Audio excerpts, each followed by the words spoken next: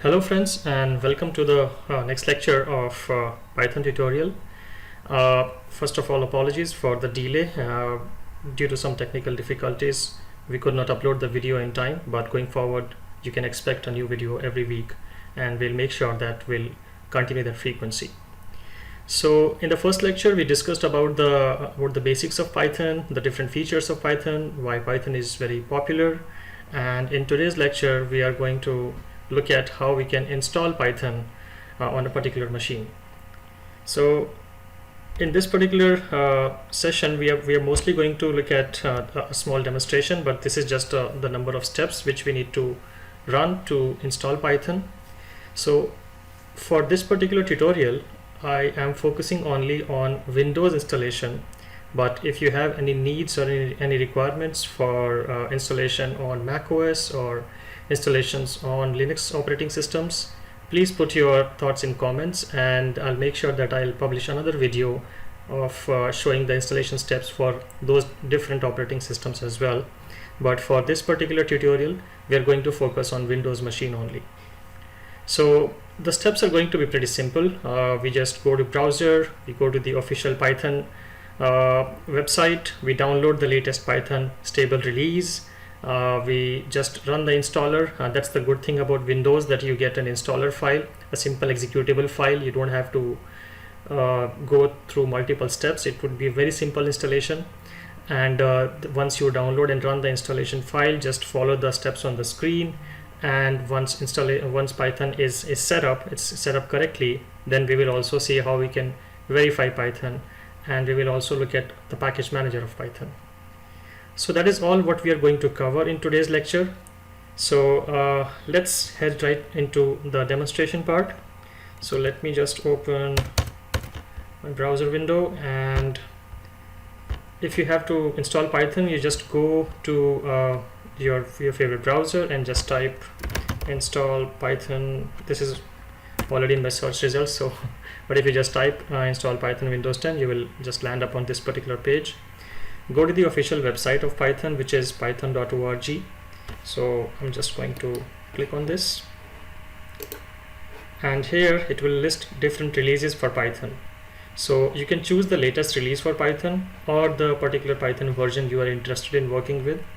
A word about Python versions is that between 2.x and 3.x there are major breaking changes. So the things which are working on Python 2 might not work on Python 3, and that's why we always encourage developing a new project on Python 3, because that is the latest version. And in Python 3 it has reached till Python 3.8.3, though you might have seen Python 3.7 as one of the most popular versions, and in fact that is what was mentioned in the slides as well. But since the latest version is available, we will go with that latest version. So what we are going to do is we are just going to click on the installation file here, which says latest Python release Python 3.8.3, and it will land us on this particular page where it will list what are different features of Python. We don't need to read all of that right now, but what's interesting is here is this particular list, and here Python will provide a different executable and binary files for different operating systems. And since like I said, we are going to focus on Windows installation, so I can go to this particular file which says Windows x86 64 executable installer. x86 64 means that it supports both 32-bit operating systems and 64-bit operating systems. And before you install Python on your machine, maybe it's a good idea to check which bit version of the operating system you are running on. So if you are on Windows machine like me, you can just go to your PC and right click and go to properties, and here it will show you whether it is a 64-bit operating system or a 32-bit operating system. Here it says 64-bit OS x64 based processor. It means my operating system is 64-bit. So I will go back to the page and I will download the 64-bit compatible executable installer. If you had a 32-bit Windows machine, you can just go down and download this particular executable installer. So for our case, I'm just going to download this particular one. It's a fairly small one, so you can see it just quickly got downloaded. So once the exe has been downloaded, then you just need to click on the exe, and here some interesting information is here, so I'll spend few seconds on this particular screen. First of all, you can choose the particular location where you want to install Python. In my case, I will just leave it to default, but feel free to change it if you want to change it. And it also says it includes IDLE, pip, and documentation, and it will also create shortcuts, and it will make sure that any .py file will by default be run or opened with Python executables. You also have the option of customizing installation, like I said, and then it says install launcher for all users. So if you are working on a shared computer, you can take a decision whether you want to install Python for all the users, or you want to install Python for only certain users or only the current user. That's the choice you can make. For my machine, it's my personal computer, so I don't care. I'll just let it be ticked. And this particular line is very important, which says add Python 3.8 to path. As you must be aware, with the Windows machine, if you want to run something on the command prompt, that particular software's exe has to be added to the path variables. And if I select this particular checkbox, then Python installation will automatically add the path of Python 3.8 exe to my system variables, so that when I go to command prompt and I type Python, it will find the right version of the Python. It will execute that.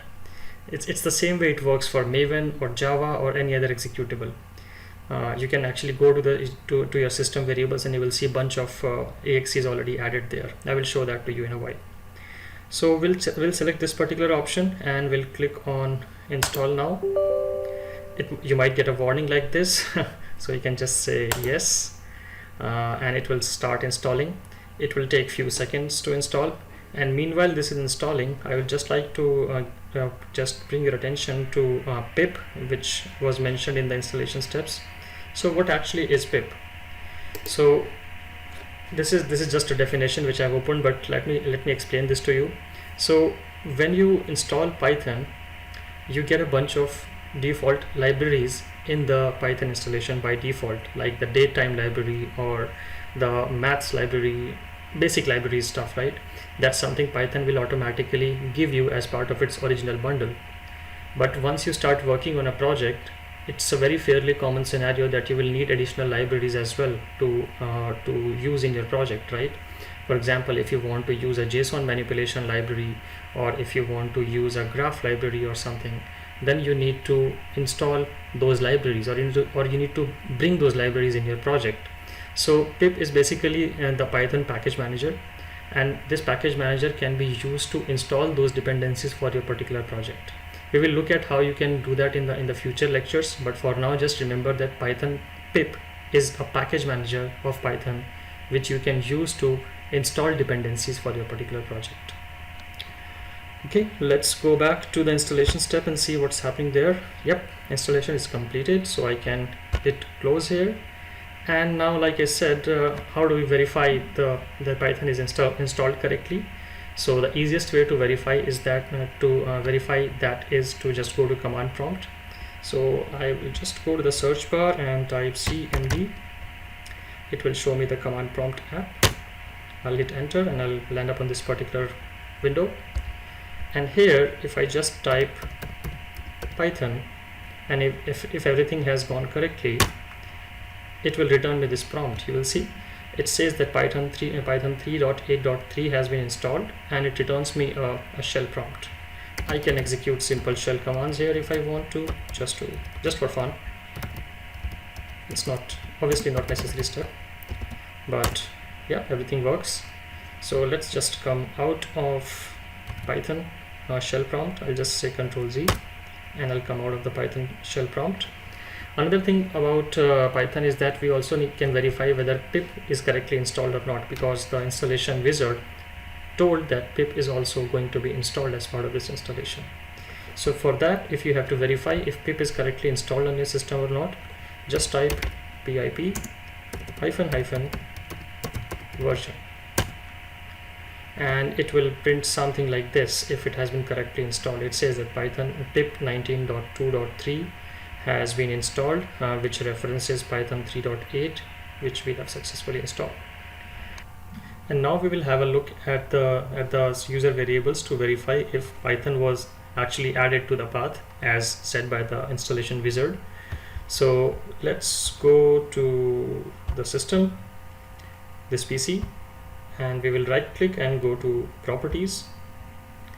We'll go to advanced system settings and we'll go to environment variables here, and we'll see the path variable here.